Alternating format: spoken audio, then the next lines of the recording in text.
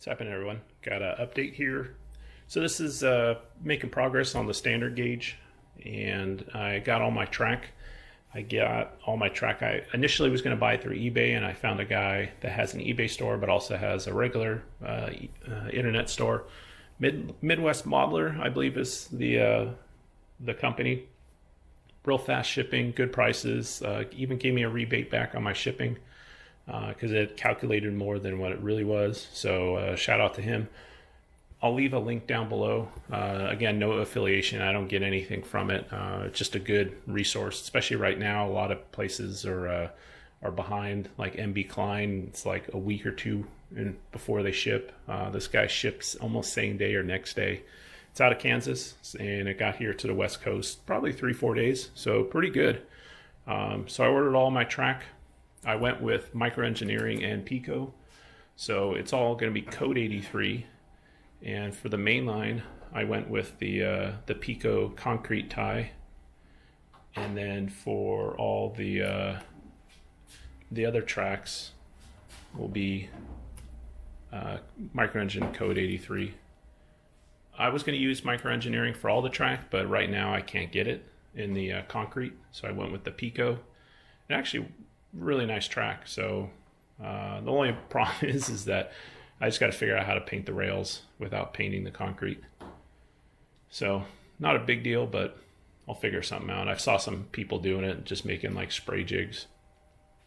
And then for all the switches, I went with the Picos, and they're number 8s.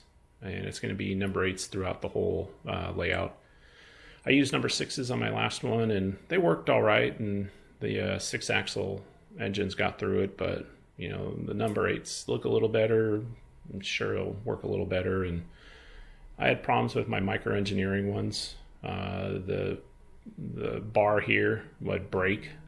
I had, I think, 1 or 2 break on the old layout. So I decided to go with these. They're a little costlier, but they're pretty nice. I'm pretty impressed so far. They even have this, I think it's called a Electrofrog. I don't know what their thing is, but they actually have it where it's powered depending on the track. So, and then you can kind of see the overall design. I ran out of construction adhesive, so I couldn't finish laying the rest of the cork for this section. But right now on the outside will be the main line, which is the concrete tie. You can see it all the way up against the wall. There'll actually be another siding on just the outside of that will go pretty much the length. That will not connect this second inner one. That one connects all the way down there, and I'll show you. There'll be another switch.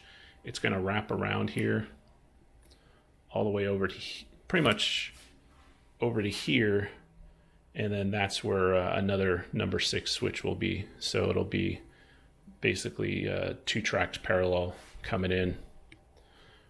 This will be just an open or another siding, probably put a bunch of locomotives and stuff on it. And then I've got the 3 tracks for the service facility, and then it goes down, and you can see that there'll be the 2 switches right there, another switch, and then you can see this is where it branches off to go to the diesel facility, and then that's the one that will run the length of this outside. But like I said, I ran out of the construction adhesive, so I need to go get some more. It'll wrap around, and then you can see that's where the switch is going to be, and then it'll cross over and then go to the swing bridge. And I haven't done anything over here yet,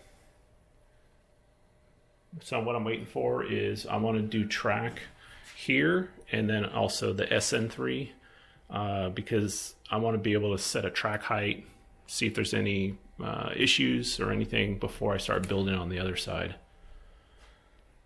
So you may recognize this, the 2 silver double bridge that was on my HO13, That was the Chama bridge. So now I'm going to repurpose it for my standard gauge, and I'm going to pair it with the Exact Rail short girder bridge, and that will be over on this wall, because this wall, the standard gauge, will be a narrow shelf like the Sn3 is on this side, and then the Sn3 will have the big shelf down lower. So I think with these, the bridge, that'll be a nice scene. It'll be the same width as this here, so I think that was 8 or 10 inches, and then just a real low bridge, kind of like what I've got going over here. This one I shimmed and leveled, so that's going to be track height, and I put all the nut and bolt details down below. I finally got those in the mail.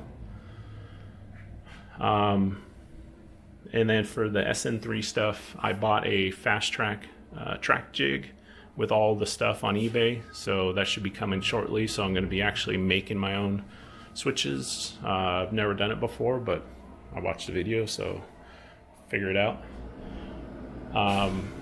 For the Sn3, this is a PBL Caboose. I actually got this from a guy that I met through someone else. His name is John McKenzie, and he's actually makes trees and a whole jig that winds the trees up. So big thank you to him. He also gave me a Berlin CNS RGS stock car. That one's still unbuilt.